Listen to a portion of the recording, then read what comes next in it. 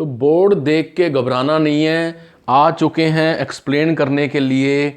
Okay, hello everyone.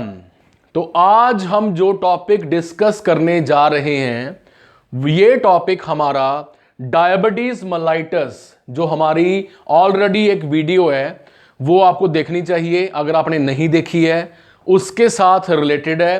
और अपने आप में ये एक काफी इंपॉर्टेंट टॉपिक है, डायबिटिक कीटोएसिडोसिस एंड HHS, यानी कि हाइपरग्लाइसेमिक हाइपरऑस्मोलर सिंड्रोम।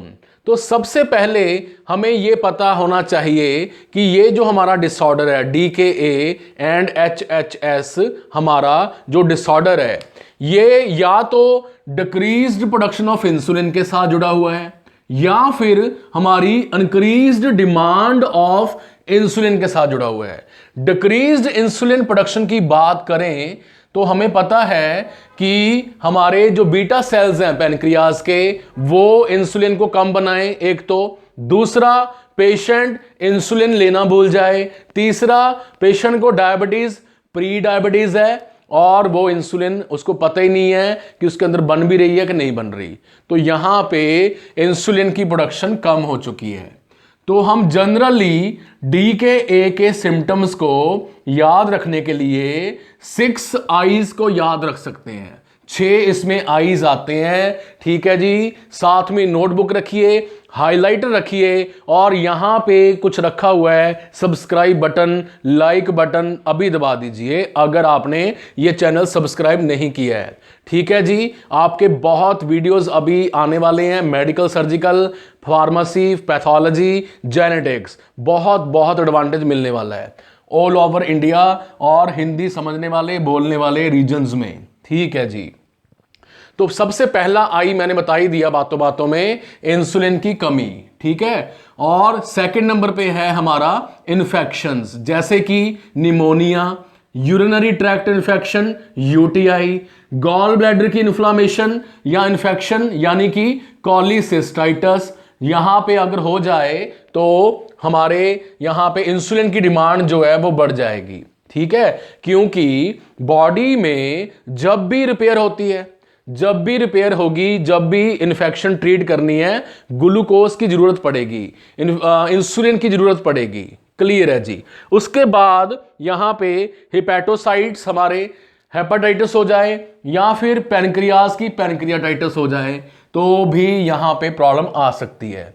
इन्फ्लामेशन के अंडर ही भी यही आ चुके हैं टॉपिक, कॉलीसिस्टाइटिस, UTI एंड हमारी पैनक्रियाटाइटिस, ठीक है।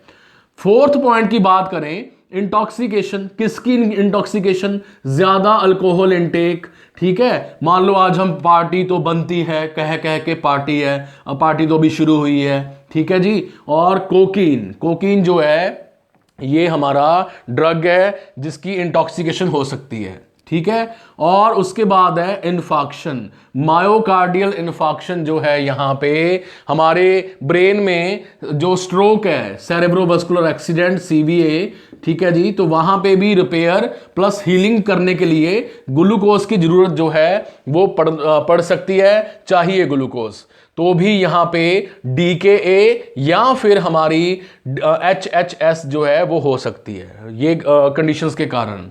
आइट्रोजेनिक की बात करें तो सर्जरी जब भी होगी बॉडी हील करने की कोशिश करेगी तो वहां पे इंसुलिन ज्यादा चाहिए क्योंकि ग्लूकोज ज्यादा चाहिए, एक ही बात है। कॉर्टिकोस्टेरॉइड्स मेडिसिन जो है ये ग्लूकोज की प्रोडक्शन को बढ़ा देते हैं, कॉर्टिकोस्टेरॉइड्स। तो जब भी बॉडी में ग्लूकोज बढ़ेगा इंसुलिन भी जो है साथ में बढ़ेगी, ठीक है। तो मैंने अभी तक आपको 6 आईज के बारे में बताया जिनके कारण हमारे अंदर diabetic ketoacidosis and HHS, hyperglycaemic hyperosmolar syndrome जो है वो हो सकता है, ठीक है जी। तो सबसे पहले हम बात करते हैं इस बॉक्स के बारे में जिसमें हमने यहां पे दिखाया है कि इंसुलिन जब कम बनेगी तो ग्लूकोज का लेवल बढ़ेगा या फिर हाइपरग्लाइसीमिया पेशेंट को डायबिटीज है, जब भी डायबिटीज होगी तो ग्लूकोज सेल के अंदर एंटर नहीं कर पाएगा, ब्लड में ही घूम रहा है, तो बॉडी को एटीपी की एनर्जी की जो कमी है वो यहां पे देखने को मिलेगी।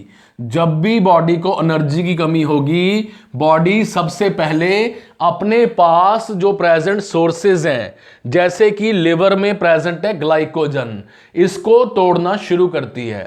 इसके अलावा हमें यहां पे यह भी पता होना चाहिए कि स्टारवेशन, भूखा रहने से, ज्यादा एक्सरसाइज करने से और इंसुलिन की प्रोडक्शन कम होने से, ठीक है जी, यहां पे कार्बोहाइड्रेट जो डाइट है वो कम खाने से, और हमारे जो ग्लाइकोजन स्टोर्स हैं लिवर में, ये जब कम हो जाते हैं।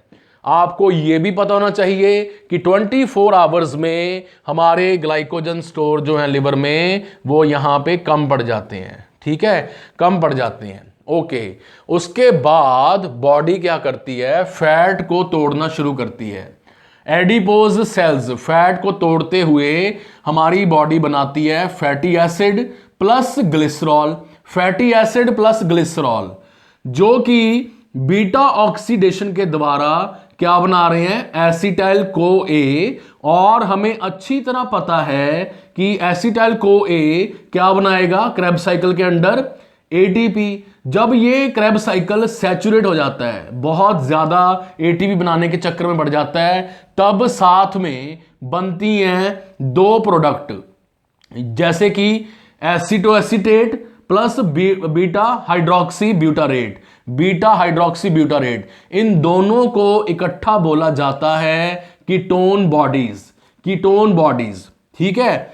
ये जो एसिटोएसिटेट है ये साथ की साथ जो है साइमल्टेनियसली हमारा टूट जाता है एसीटोन में, और ये एसीटोन ब्लड के थ्रू होती हुई लिवर से यहां पे लंग्स में आ जाती है, और सांसों से हम इसको, पेशेंट जो है हमारा, वो बाहर छोड़ देता है। इसी से डायबिटिक कीटोएसिडोसिस का सबसे क्लासिकल सिम्टम जो है फ्रूटी स्मेल, वो आगे देखने को मिलेगा, ठीक है जी। ओके, तो अब ये जो कीटोन बॉडीज हैं ये दोनों, ये कहां जा चुकी हैं, ब्लड में जा चुकी हैं। ब्लड में ग्लूकोज पहले ही ज्यादा है। अब ये कीटोन बॉडीज का एक और पंगा है। ये क्या पंगा है, पंगा है यहां पे इस बात का प्रॉब्लम है कि ये कीटोन बॉडीज प्रोटॉन्स को, हाइड्रोजन आयंस को डोनेट कर सकती हैं, रिलीज कर सकती हैं, जिसके कारण जो ब्लड की पीएच है वो क्या होनी शुरू हो जाती है, कम होनी शुरू हो जाती है। ब्लड एसिडिक होना शुरू हो जाता है, क्योंकि अब ये कीटोन बॉडीज के कारण एसिडिक हुआ है, तो इसको बोला जाता है keto acidosis. Clear, done, boom, keto acidosis, ठीक है। उसी टाइम मैंने बोला कि बॉडी में जब स्ट्रेस आ जाए, तो स्ट्रेस यहां पे वर्ड साइकोलॉजिकल नहीं है, वो नहीं है कि सप्ली आ गई, पेपर बुरे हो गए, अच्छे हो गए, ब्रेकअप हो गया, खर्चा बहुत ज्यादा हो गया, ये कॉलेज अच्छा नहीं है, वो कॉलेज अच्छा नहीं है, वो वाला स्ट्रेस नहीं है। ये स्ट्रेस है कि जब हमारी सर्जरी होके हटी है पेशेंट की, मेडिसिन चल रही है, इन्फेक्शन हो चुकी है, इन्फ्लामेशन हो चुकी है, इन्फेक्शन हो चुकी है, उस टाइम हमारा जो स्ट्रेस है बॉडी इसको मानती है, और हमारा सिंपैथेटिक नर्वस सिस्टम जो है वो शुरू हो जाता है, ऑन हो जाता है।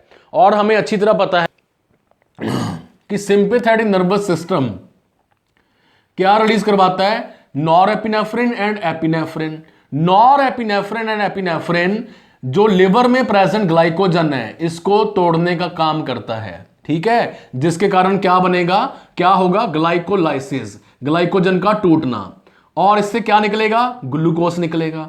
इसके अलावा जो हमारी बॉडी में ग्लूकोज बन नहीं रहा, तो हमारी बॉडी, लिवर जो है क्या करता है, अमीनो एसिड्स, फैटी एसिड्स, ये देखो fatty acids, lactic acid muscles में से, और ग्लिसरॉल, यहां पे ग्लिसरॉल है फैट्स में, उसको यूज करके क्या बनाती है हमारी बॉडी, हमारा लिवर, ग्लूकोज, ठीक है। इस प्रोसेस को क्या बोलते हैं, ग्लूकोनियोजेनेसिस।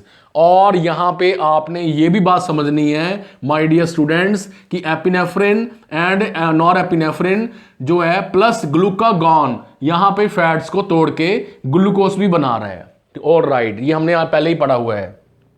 अब ग्लूकोज लेवल बढ़ चुका है, इंसुलिन पहले ही नहीं है और ग्लूकोज लेवल बढ़ना शुरू हो गया स्ट्रेस के कारण, वो प्रॉब्लम्स के कारण, तो ब्लड हो चुका है हाइपर ऑस्मोलर, यानी कि शुगर रिच ब्लड जो है, कंसंट्रेटेड ब्लड जो है वो यहां पे हो चुका है। और जैसे ही ये शुगर रिच ब्लड हमारा किडनीज में जाएगा, नेफ्रॉन में जाएगा, तो यूरिन आउटपुट जो है वो इंक्रीज हो जाएगी, ज्यादा हो जाएगी, डाईयूरेसिस हो जाएगा, यूरिन फॉर्मेशन ज्यादा होगी, तो साथ में फ्लूइड भी जो है वो, वाटर जो है वो ज्यादा निकलेगा। ठीक है, ज्यादा निकलेगा फ्लूइड तो पेशेंट को क्या हो जाएगी, डिहाइड्रेशन हो जाएगी, डिहाइड्रेशन हो जाएगी।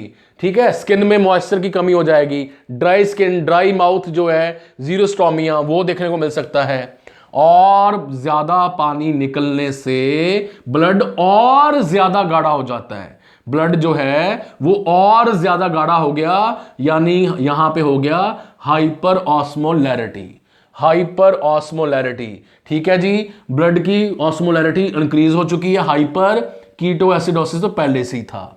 तो हम तक यहां पे हमने देखा कि हमारे पेशेंट को जिसको डायबिटीज है, टाइप 1 है, खास तौर पे इंसुलिन बनता नहीं है, तो वहां पे कीटोएसिडोसिस हो रहा है, साथ में बॉडी हील करती हुई हाइपर ऑस्मोलैरिटी कर रही है। ठीक है जी, स्टारवेशन है, एक्सरसाइज बहुत ज्यादा कर ली, वो 6 के 6 जो आईज हैं वो इनमें से एक कंडीशन आ चुकी है पेशेंट की लाइफ में।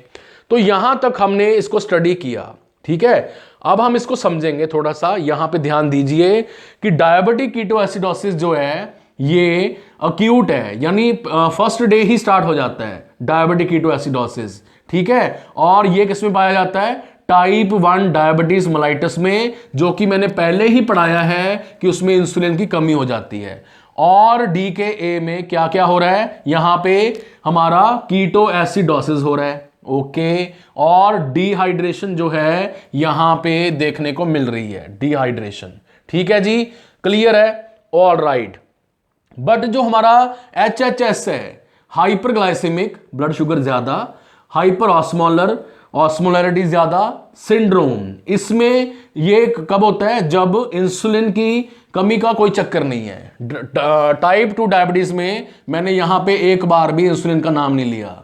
ठीक है, ये जो है स्ट्रेस के कारण होता है हमारा, और टाइप 2 डायबिटीज में पाया जाता है। टाइप 2 डायबिटीज में सबको पता है कि इंसुलिन बनती है बट सेल्स रेजिस्टेंस शो करते हैं। मैंने पहले ही हिंदी की जो वीडियो है डायबिटीज के ऊपर, उसमें इसके बारे में समझा दिया है। ठीक है जी, तो इसका जो ऑनसेट है वो 1 दिन से ज्यादा, बट यहां पे आपने फोकस करना है HHS में, यहां पे हमारी डिहाइड्रेशन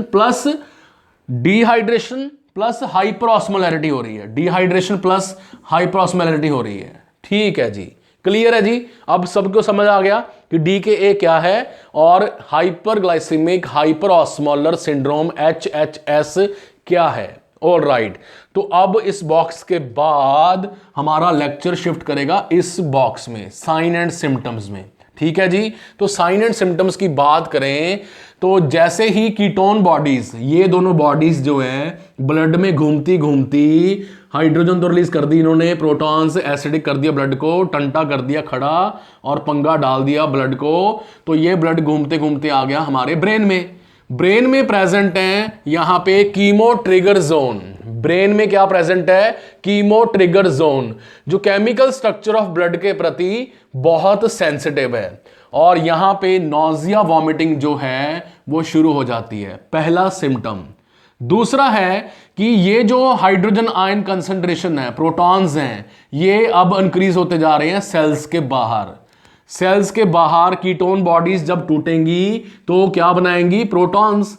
तो ये प्रोटॉन्स जब सेल के अंदर एंटर करते हैं तो पोटाशियम जो है वो बाहर आ जाता है, पोटाशियम बाहर आएगा, हाइड्रोजन जो हमारे प्रोटॉन्स हैं ये अंदर आ जाएंगे। ठीक है, क्लियर है जी। बट हमें पता है कि हर सेल की मेम्ब्रेन के ऊपर सोडियम पोटाशियम ATPase है। ये ATPase हमारे पोटाशियम को लेके वापस सेल में अंदर भेजने की कोशिश करेगा। बट ये जो पंप है हमारा सोडियम पोटाशियम पंप, ये भी इंसुलिन के साथ चलता है, और इंसुलिन है नहीं है, दिक्कत ही दिक्कत। तो भाई साहब पोटाशियम जो है ये बाहर इकट्ठा होना शुरू हो चुका है। इसको बोलते हैं hyper kalaemia. Extra cellular fluid में पोटाशियम जो है वो ज्यादा हो जाएगा और हाइपर कैलीमिया हार्ट में अरिदमिया की प्रॉब्लम, पोटाशियम बढ़ा हुआ, पाल्पिटेशन की प्रॉब्लम, चेस्ट पेन की प्रॉब्लम, अबडोमिनल पेन की जो प्रॉब्लम है वो क्रिएट करेगा। हमारी स्मॉल इंटेस्टाइन का जो इलियम पार्ट है इसमें ज्यादा जो पोटाशियम है ये जो है डिस्कंफर्ट क्रिएट करेगा और अबडोमिनल पेन जो है वो पेशेंट को फील होने वाला है। ऑल राइट, बहुत अच्छा कनेक्शन बना, बहुत अच्छा आपने समझा। अब यहां पे एक और सीन है कि हमारे जो प्रोटॉन्स हैं, हाइड्रोजन आयंस हैं, जब ये कैरोटिड साइनस हमने पढ़ा है हार्ट की आर्क ऑफ अरोटा, ये जैसे ही ऊपर जाती है ब्रेन की तरफ तो रास्ते में आ जाते हैं यहाँ पे कैरोटिड साइनस। ये जो दो हमने ऐसे बनाए हैं ये कैरोटिड आर्टरी के ऊपर लगे हुए हैं, कैरोटिड साइनस। ये कैरोटिड साइनस जो हैं सेंसर्स हैं और ये सेंसर क्या करते हैं, ब्लड के अंदर एसिडिक नेचर को, एसिडोसिस को चेक कर लेते हैं भी। अरे तेरी की भाई साहब, यहां पे तो ब्लड एसिडिक हो चुका है। पेरिफेरल नर्व्स हैं वो ब्लड को एसिडिक चेक कर लेती हैं। अरे भाई साहब, ये दोनों मिलके ब्रेन के अंदर क्या ऑन करते हैं, ये ऑन करते हैं रेस्पिरेटरी सेंटर। और डायबिटिक कीटोएसिडोसिस का सबसे क्लासिकल जो सिम्टम है कुसमल या कुस्मॉल रेस्पिरेशन, ये जो है देखने को मिलती है। जोर जोर से पेशेंट जो है सांस लेना शुरू कर देता है। ठीक है जी, सांस तेज होंगे तो CO2 बाहर निकलेगी, CO2 बाहर निकलेगी तो ब्लड का एसिड लेवल जो है वो कम होगा। कार्बोनिक एसिड वाला सिस्टम जो मैंने रेस्पिरेटरी सिस्टम में पढ़ाया है तो यहां पे कम हो जाएगा, प्लस साथ में ये जो एसीटोन है ये निकलेगी। फ्रूटी स्मेल आएगी पेशेंट के सांस में से, रेस्पिरेशन में से, ब्रीदिंग में से, और एसिड लेवल जो है हमारी बॉडी कंपनसेट करते हुए कम करने की कोशिश करेगा। ऑल राइट, ठीक है जी, ये बॉक्स क्लियर है। इसके बाद बात करते हैं, नोट्स बनाते जाइए, पॉज करते जाइए, हाईलाइट करते जाइए, टॉपिक आपका ही है, आपके नाम है। डायबिटीज के साथ जिस स्टूडेंट को diabetic ketoacidosis plus hyperglycaemic hyper osmolar syndrome नहीं आता उसको बहुत दिक्कत आती है फ्यूचर में। ठीक है, कई बार तो एग्जाम में कोई भी यूनिवर्सिटी है, एनक्लेक्स RN है, नॉर्सेट एग्जाम है, नर्सिंग ऑफिसर एग्जाम है, तो उसमें डायबिटीज नहीं पूछते, वो जान के DKA एंड HHS के बारे में पूछते हैं। ठीक है जी, तो डिहाइड्रेशन की बात करें, यहां पे जो डिहाइड्रेशन हुई थी वो अब ब्लड का वॉल्यूम क्या कर देगी, कम कर देगी। ब्लड का वॉल्यूम कम होगा, BP कम हो जाएगा। BP कम होगा तो किडनीज में जो है ब्लड कम जाएगा। कम क्या होगी, फिल्ट्रेशन होगी, यूरिन आउटपुट क्या हो जाएगी, डिक्रीज्ड हो जाएगी, कम हो जाएगी। All clear. और यहां पे जब ये हमारा डिक्रीज ब्लड वॉल्यूम ब्रेन में पहुंचता है तो ब्रेन में प्रेजेंट हैं बैरोरिसेप्टर एंड कीमोरिसेप्टर। ये बैरोरिसेप्टर एंड कीमोरिसेप्टर जो हैं ये सिंपैथेटिक नर्वस सिस्टम की एक्टिविटी को इंक्रीज कर देते हैं। और यहां पे हमारा sympathetic nervous system reflex tachycardia show करता है। रिफ्लेक्स टैकीकार्डिया क्या करेगा, रिफ्लेक्स टैकीकार्डिया यहां पे हार्ट रेट को जो है इंक्रीज करने की कोशिश करेगा। ठीक है, बेशक ब्लड वॉल्यूम कम हो चुका है, यूरिन आउटपुट ज्यादा हो चुकी है, फिर भी बॉडी कंपनसेट करने की कोशिश करेगी। ठीक है जी। और यहां पे HHS की बात करें, हाइपरग्लाइसेमिक हाइपर ऑस्मोलर सिंड्रोम, तो ऑस्मोलैरिटी ब्लड की कंसंट्रेशन बहुत ज्यादा बढ़ी हुई है, ग्लूकोज बढ़ा हुआ है, डायबिटीज का पेशेंट है पहले ही, और पानी यूरिन के साथ, पेशाब के साथ बाहर निकल रहा है। ठीक है जी, तो ये जो ब्लड है हमारा गाढ़ा ब्लड है, शुगर रिच ब्लड है, हाइपरग्लाइसेमिक ब्लड है। जब ये ब्लड ब्रेन के सेल्स में पहुंचता है, न्यूरॉन्स में, स्पाइनल कॉर्ड में, तो वहां से पानी को अब्जॉर्ब कर लेता है, जिसके कारण पेशेंट में अल्टर्ड मेंटल स्टेटस हो सकता है, सीजर एक्टिविटी हो सकती है, और पेशेंट को कॉमा की कंडीशन भी अनफॉर्चुनेटली देखनी पड़ सकती है। अगर ब्रेन एंड स्पाइनल कॉर्ड में से पानी की कमी हुई तो altered mental status, seizure and coma हो सकता है। उसी तरह हमारी बॉडी में मसल्स हैं, स्केलेटल मसल, वहां से भी ये ब्लड जो है मसल में से पानी को बाहर निकाल लेगा। तो मसल्स में जब पानी की कमी होगी तो वीकनेस आ जाएगी, थकावट महसूस होगी, पूरी बॉडी के मसल्स ही मसल थक चुके हैं। ठीक है जी। तो ये कंडीशन जो है DKA एंड HHS आपके सामने है, जिनको हम अब ट्रीट करेंगे। कैसे? ऐसे, इंसुलिन की कमी है, इंसुलिन थेरेपी देंगे। डिहाइड्रेशन हो रखा है तो नॉर्मल सलाइन NS जो है यहां पे देंगे 0.9%, NS 0.9%। मसल वीकनेस है, डेक्सट्रोज 5% जो है यहां पे एडमिनिस्टर करेंगे। डेक्सट्रोज 5% जो है यहां पे एडमिनिस्टर करेंगे। अगर वो भी तब करेंगे जब पेशेंट का ब्लड ग्लूकोज लेवल जो है चेक करने पे, बार बार चेक करने पे नॉर्मल आ रहा है, नॉर्मल आ रहा है, तब एडमिनिस्टर करेंगे। ऐसे मत कर देना क्योंकि वो पहले ही हाइपरग्लाइसेमिक है। ठीक है, तो बार बार ये जो कंडीशंस हैं, ये ग्लूकोज के साथ D 5%, normal saline 0.9%, insulin therapy के साथ जो हैं यहां पे ट्रीट किए जाते हैं। ठीक है जी। तो ये लेक्चर आपके लिए डायबिटीज सीरीज का ही पार्ट था, बहुत यूजफुल है। इसके नोट्स बनाइए, इसके ऊपर अक्सर MCQ एग्जाम में नर्सिंग MCQs जो हैं वो पूछे जाते हैं। CHO का एग्जाम हो या फिर नर्सिंग ऑफिसर का एग्जाम हो, NCLEX RN का एग्जाम हो फॉरेन कंट्रीज में, NCLEX RN USA, NCLEX RN Canada, NCLEX RN Australia जो है उनके लिए प्रेपरेशन कर रहे हैं। बहुत यूजफुल जो है ये लेक्चर होने वाला है। So once again, thank you for watching this video. Keep sharing, keep subscribing.